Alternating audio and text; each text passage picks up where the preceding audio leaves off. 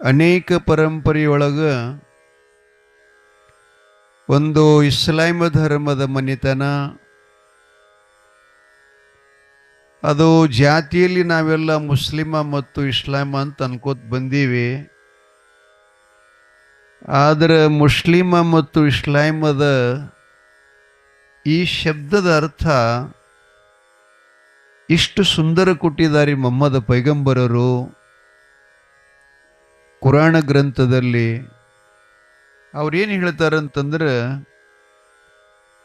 ಮುಸ್ಲಿಮ ಅಂದರೆ ಜಾತಿ ಅಲ್ಲದು, ಶಬ್ದದಲ್ಲಿ ಮಾತ್ರ ಅದು ಬೇರೆ ಇರ್ಬೋದು. ಮುಸ್ಲಿಮ ಅಂತಂದ್ರೆ ತನ್ನ ಕಾಲ ಮೇಲೆ ನಿಂತ್ಕೊಂಡು ಜೀವನದಲ್ಲಿ ಮನುಷ್ಯನಿಗೆ 64 ವಿದ್ಯೆಗಳಲ್ಲಿ ಒಂದು ವಿದ್ಯೆಯನ್ನು ಪ್ರತಿಯೊಂದು ಮನುಷ್ಯನಿಗೆ ಪ್ರಾಪ್ತ ಆಗುತ್ತೆ.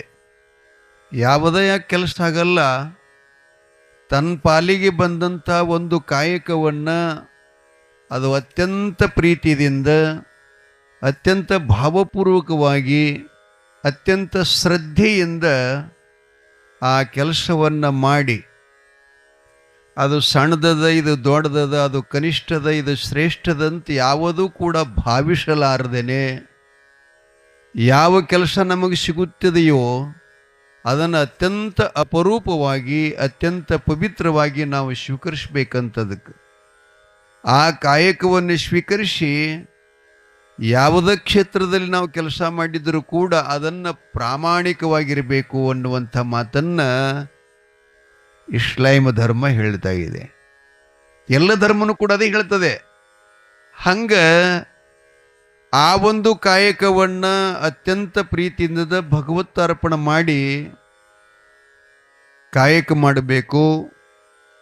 ಆ ಕಾಯಕದಿಂದ ಬಂದ ಹಣದಲ್ಲಿ ತನ್ನ ಉದರ ಪೋಷಣೆ, ತನ್ನ ಪ್ರಪಂಚ ಪರಿವಾರದ ಉದಾರ, ಅದು ಪ್ರಪಂಚದ ಹೊಣೆಯನ್ನು ತೀರಿಸಿಕೊಳ್ಳುವುದರ ಜೊತೆಗೆ ಅವ್ರು ಹೇಳ್ತಾರೆ, 10 ರೂಪಾಯಿ ಸಂಬಳ ಅವನಿಗಿತ್ತು ಅಂತಂದ್ರೆ, ಪಗಾರ ಇತ್ತು ಅಂತಂದ್ರೆ ಅದರಾಗ 7 ರೂಪಾಯಿ 75 ಪೈಸೆ ತನ್ನ ಸಂಸಾರಕ್ಕಾಗಿ ಬಳಸಬೇಕು.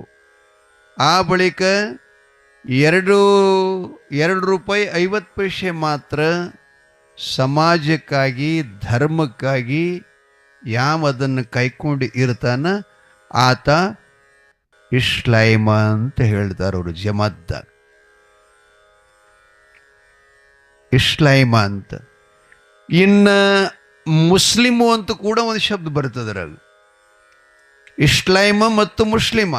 ಇನ್ನು ಮುಸ್ಲಿಂ ಅಂದ್ರೆ ಯಾರಿಗೆ ಅನ್ಬೇಕಪ್ಪ ಅಂತಂದ ಕೂಡಲೇ ಅವ್ರು ಹೇಳ್ತಾರೆ ಆ ಶಬ್ದದ ಅರ್ಥ. ಗುರುಗಳು ಏನು ಹೇಳ್ತಾರಂದ್ರೆ, ರಾಜ್ಯದಲ್ಲಿ, ಸಮಾಜದಲ್ಲಿ, ಪರಿವಾರದಲ್ಲಿ, ತನ್ನ ವೈಯಕ್ತಿಕವಾಗಿರತಕ್ಕಂಥ ವ್ಯವಹಾರ, ವ್ಯಾಪಾರ, ಉದ್ಯೋಗದಲ್ಲಿ ಅನಂತ ಕಷ್ಟಗಳು ಬರ್ತಾವೆ, ಸಮಸ್ಯೆಗಳು ಬರ್ತಾವೆ.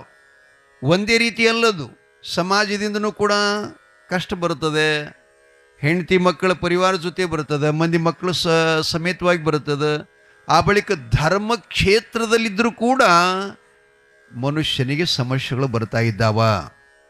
ಅದಕ್ಕೆ ಗುರುಗಳು ಏನು ಹೇಳ್ತಾರಂದ್ರೆ, ಎಂಥ ಸಮಸ್ಯೆ ಬಂದರು, ಎಂಥ ಕಷ್ಟ ಬಂದರು, ಎಂಥ ಪ್ರಸಂಗ ಬಂದರೂ ಕೂಡ ಅದಕ್ಕೆ ಹೆದರ್ಲಾರ್ದನ, ಅಂಜಲಾರ್ದನ, ಅಳಕಲಾರ್ದನ, ಆ ಬಳಿಕ ಟೆನ್ಷನ್ ಮಾಡ್ಕೊಳ್ಳಾರ್ದನ, ಮನುಷ್ಯಗೆ ತಾಪ್ ಮಾಡ್ಕೊಳ್ಳಾರ್ದನ, ತಲೆಯಾಗ ಅದನ್ನು ಹಿಡ್ಕೊಳ್ಳಾರ್ದನ ಶಾಂತಿಯಾಗಿ ಯಾವ ಬದುಕ್ತಾನ ಅವನಿಗೆ ಮುಸ್ಲಿಮ ಅಂತ ಕರಿಬೇಕು ಅಂತ ಹೇಳಿದ್ರು.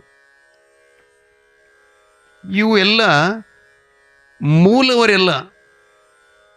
ವೀರಶೈವ ಅಂದ್ರೆ ಏನಪ್ಪ, ಲಿಂಗಾಯತ ಅಂದ್ರೆ ಏನಪ್ಪ, ಇನ್ನು ಒಡಿಯರಂದ್ರೆ ಏನಪ್ಪ, ಜಂಗಮರಂದ್ರೆ ಏನಪ್ಪ, ಸ್ವಾಮಿಗಳಂದ್ರೆ ಏನಪ್ಪ.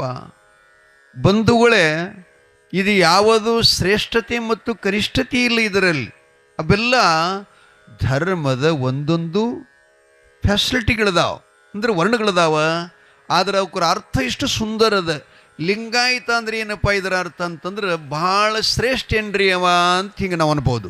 ಆದರೆ ನಮ್ಮ ಶಿವ ಅದ್ವೈತ ಅಂತ ಒಂದು ಗ್ರಂಥ ಬರ್ತದೆ, ಸಾಕ್ಷಾತ್ ಶಿವನೇ ಉಪದೇಶ ಮಾಡ್ತಾನೆ. ಏನು ಅಂತಂದ್ರೆ ಲಿಂಗವನ್ನು ಯಾರು ಆಯತ್ ಮಾಡ್ಕೊಂಡಿದ್ದಾರೆ ಅವರು ಲಿಂಗಾಯತರು. ಇಷ್ಟು ಸುಂದರ ಅರ್ಥ ಬರೀತಾರೆ. ಲಿಂಗಾಯತ್ ಅಂದ್ರೆ ಏನಪ್ಪ? ಲಿಂಗದ ಸಾಕ್ಷಾತ್ಕಾರ, ಲಿಂಗದ ಅರ್ಥ. ಲಿಂಗ ಅಂದ್ರೆ ಅದಕ್ಕೆ ಅನ್ಬೇಕು ಅನ್ನೋದನ್ನ ಏನೈತಿಯಲ್ಲ, ಅದನ್ನು ಸದ್ಗುರುಗಳ ಮುಖಾಂತರವಾಗಿ ಆ ತತ್ವವನ್ನು ಅನ್ವಯಿಸ್ಕೊಂಡು ಅದನ್ನು ಅದು ನೀವು ಇದು ಅಂತಿರಲಿ, ಕನ್ಫರ್ಮ್ ಅಂತಿರಲಿ, ನಿಮಗೆ ಇಂಗ್ಲೀಷ್ ಭಾಳ ಬಳಸ್ಲಿಕ್ಕತ್ತೀರಿ, ಈಗ ಕನ್ಫರ್ಮ್ ಮಾಡಿಕೊಂಡು ಬದುಕಲಿಕ್ಕೆ ಲಿಂಗದ ಸಾಮರಸ್ಯ, ಅಂಗ ಹೋಗಿ ಲಿಂಗ ಮಾಡಿಕೊಳ್ಳೋದು, ಲಿಂಗದೊಳಗ ಅಂಗ ಐಕ್ಯವಾಗುವುದು. ಹಾಡ್ತೀವಲ್ಲ ನಾವು ಯಾವಾಗಾರ, ಅಂಗವೇ ಲಿಂಗವಾಗಿ ಲಿಂಗವೇ ಜಗವಾಗಿ. ಅಂಗಭರಿತ ಗುರು ಸೋಮಲಿಂಗರಿಗೆ ಅಂತಂತೀವಲ್ಲ, ಹಾಗೆ ತಾಯಿ ತಂದಿಗಳೇ ಹೀಗೆಲ್ಲ ಒಂದೊಂದು ಅರ್ಥಗಳನ್ನು ಕೊಟ್ಟಿದ್ದಾರೆ.